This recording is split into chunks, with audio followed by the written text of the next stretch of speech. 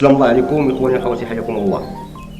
في هذه البلاد السعيده يقدر يكون عندك الزهر وتكون محظوظ وتكون بحال هاد الماركه اللي غيهضر عليهم الاستاذ غالي والصحفي حميد المهداوي. فهاد شحال الدوله كتساد والباترونه اصحاب المشاريع الكبرى ديال الضرائب، وهذاك المبالغ اللي كتسالهم بالملايير ممكن يسدوا شحال من ثقب، ممكن يعطيو شحال نحل. وشوفوا لي قضيه السياره ديال الهيدروجين اللي ما نقدرش نكتب عليها لا انا لا انت لا حتى شي واحد من هاد لي جوني جايين دابا. الا عندك الزهر وعندك الحق تقدر تحط مليون وغتربح 50 مليار. بغا يوضحوا غالي وامور اخرى عده اللي غتسمعوهم في هذا الفيديو. نتمنى تشوفوا الفيديو حتى الاخر، فرجه ممتعه. سيارتان مغربيتان بثمن يتراوح ما بين 17 مليون و 19 مليون وغتوجه للسوق المغربية. واخيرا المغاربه يعني اليوم عرفوا السياره ديالهم كحقوقيين. كيفاش استقبلتوا هذا الخبر؟ انا كنظن باللي هذا الخبر ديال السيارتين لان كاين جوج نفرقوا بيناتهم. كاينه ديك السياره ديال الهيدروجين، هذيك ما تركب عليها لا انت لا انا لا هاد لا جينيراسيون اللي كيتفرجوا فينا. علاش؟ لانه مزيان نقولوا كاينه طوموبيلات الهيدروجين، ولكن انا كنهضر معك دابا كشيميست، واحد كيدير الشيمي ماشي حقوق الانسان. هذيك السياره ديال الهيدروجين باش الهيدروجين يولي يصلح لنا كوقود للسياره خصنا نستعملوا الهيدروجين ليكيد ماشي الهيدروجين غازو. الهيدروجين ليكيد باش يتستعمل خصنا نخزنوه. التخزين ديال الهيدروجين ليكيد خصنا الريزرفوار اللي غنديروه فيه تكون درجه الحراره فيه ناقص 256 درجه اللي ما عندناش وما غتكونش عندنا في المستقبل القريب. يعني هاد الخزانات حنا فاش جبنا لي فاكسان ناقص 20 ما لقيناهاش، فما بالك بناقص 256 درجه. كاين الحل الاخر اللي بدا كيتستعمل في بعض الدول هي ليتيليزاسيون ديال الامونياك الان اتش 3. الامونياك حتى هو كيستعمل الهيدروجين كيتطلب درجه تخزين اقل ناقص 50 درجه، ولكن هاد ناقص 50 ناقص 250 ناقص 256 بالضبط ما غاديش نحقوها. اذا هادشي ديال الهيدروجين خليه افتقار تجي وقته. بقات السياره الاخرى ديال نيو موتورز. هاد نيو موتورز فيها جوج ديال الشركاء، فيها الخياط اللي عنده كاب انفيست اللي كان وزير سابق. لا هذا الخياط اخر محامي في فرنسا وجا دخل عنده شركه كاب انفيست. والشركه الثانيه هي إيلي انفيست اللي كان ديال مهدي بن سعيد ودابا مديرها بسميت مراته وولادو. ماشي هذا هو المشكل. في لا كرياسيون فاش تصوبات الشركه ديال بالخياط راس مالها شحال؟ 100,000 درهم. تبع معايا 10 مليون بالخياط بدا ب 10 مليون الشركه ديالو. الكارثه الكبيره هي الشركه إيلي انفيست ديال بن سعيد. بشحال بدات بمليون راس مالها 10,000 درهم. 10,000 درهم حامي. اذا من 10,000 درهم هذا عنده 100,000 داروا شركه اللي سميوها نيو موتورز. هذه ديال إيلي تقريبا 2012 2013 فاش دارت. نيو موتورز تكريات في 2018 راس مالها 2 مليون ديال الدرهم 200 مليون. اذا بن سعيد داز من مليون لحق 200 مليون باش داو راس المال ديال هذه الشركه المشتركه فيهم بجوج. ماشي هذا كاع هادشي كامل ساهل. المشكل ديال هاد الشركه ديال نيو موتورز اللي فيها بن سعيد اللي ما خصوش يكون فيها لانه وزير دار شراكه مع الدوله. دابا وزير دار شراكه مع راسه.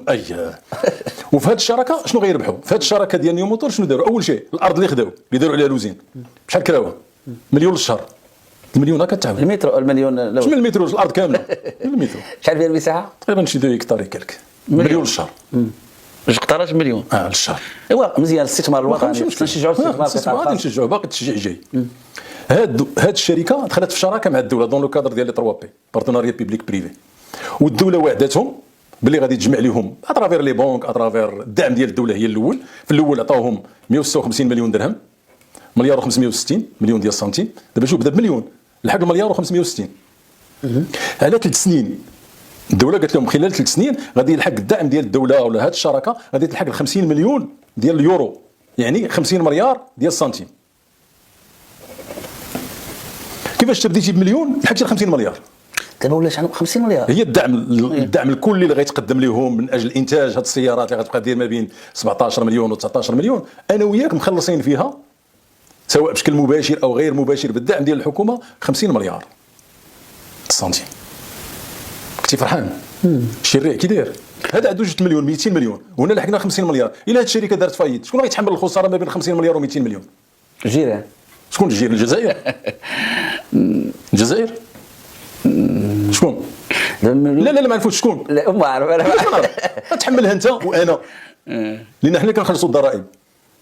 الضرائب ديالنا بلاص ما تمشي لولاد الشعب شوف فين كتمشي، وغادي ندير لك المقارنه مع ولاد الشعب. واخا هذا بن سعيد كيتصرف عنده 50 مليار غادي يلحقوا من هنا 3 سنين، يعني 2026 غيكون عندهم 50 مليار في الانفستيسمون كامل، بدا بمليون ولا عنده استثمار ديال 50 مليار. سي بن سعيد طبعا راه هو اللي داخل بالنص تماك، تيقول لي مراتي ولادي زعما سيد بن سعيد. نجيو عند ولاد الشعب دابا هذا بوحدو. ولاد الشعب دابا هذه الحكومه باش وعدتنا بجوج ديال الاوراش كبار، كاين اوراش وكاين فرصه.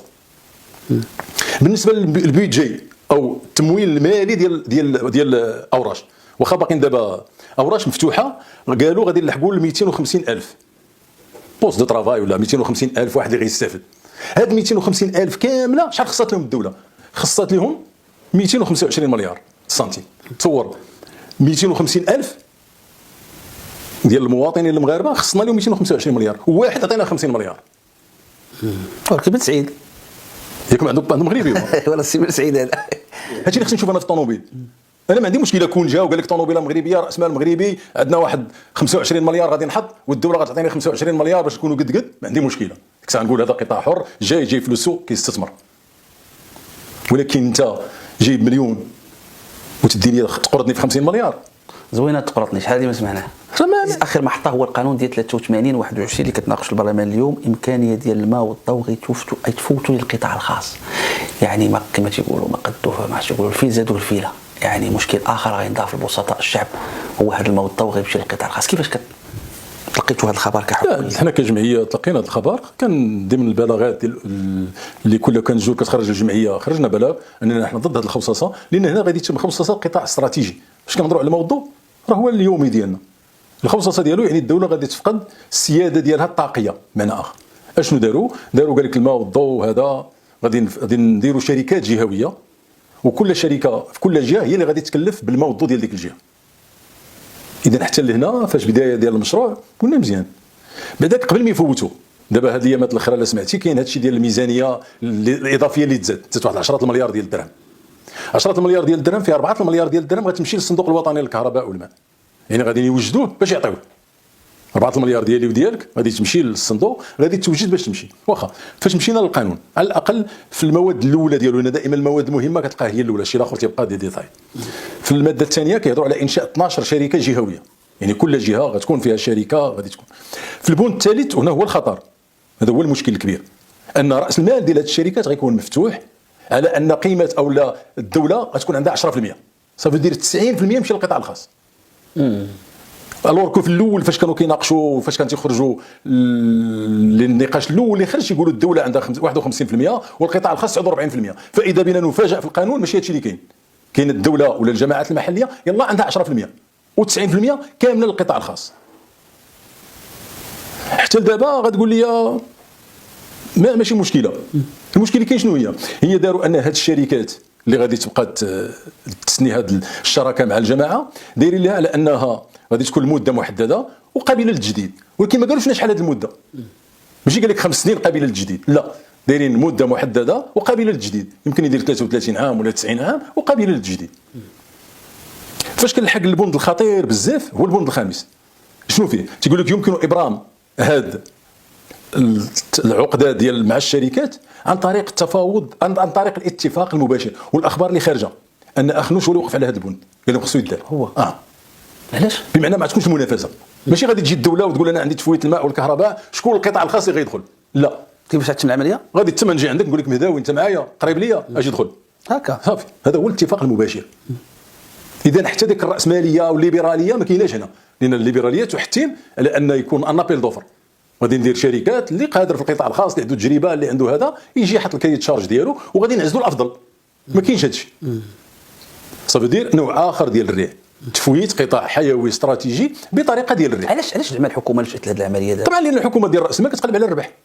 حكومه مالها؟ حكومه ديال الراس مال ديال لي بلوتوكرات ديال الراسماليين ديال البرجوازيه هذا كتحكم، اذا هي كدير لك يسلكها. ما تفكرش في البورصه. طبعا انا تنقول لك انا على الاقل هذا الشيء مثلا يمكن تجي شركات تقول لك انا غندير استثمار ديال هذا على اساس الثمن ديال الضوء ما غيفوتش هذا السقف، ولا غادي نجي نقول ان بالنسبه للطبقات الفقيره عندهم السقف ديال 100 درهم ما غيفوتوش والاخرين 150 والاخرين غيخلصوا اكثر. لا ما كاينش هادشي. علاش؟ هذا داخل في اللي كيتشارج باش نربح الصفقه.